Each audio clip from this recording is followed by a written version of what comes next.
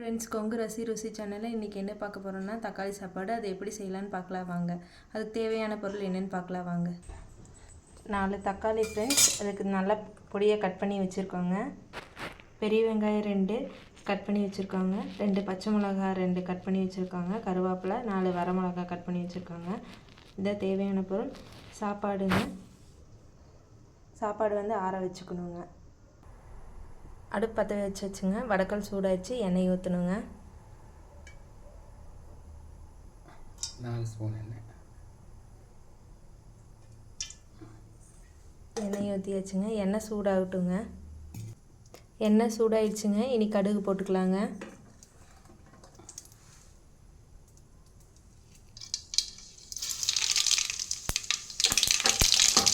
கூட உளுந்து போட்டுக்கலாங்க.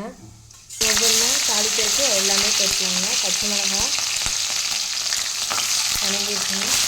வரமிளகாய், பெரிய வெங்காயம் இதெல்லாமே நீங்கள் வணக்கிக்கலாங்க. மெதுவாக சிம்லேயே வணக்குங்க.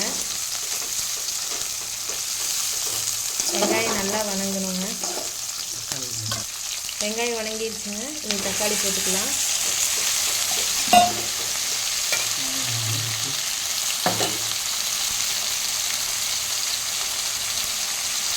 தேவையான அளவு உப்பு போட்டுக்கலாங்க.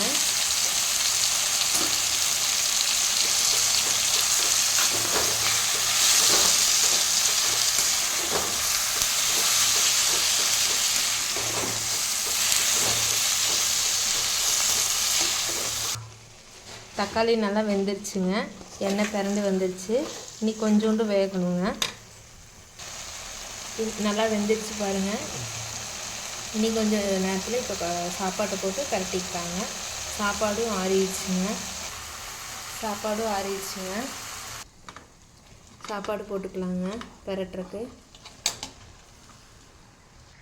சாப்பாடு இப்படியே கலரி விட்டுக்கணுங்க. கொத்தமல்லி தலைங்க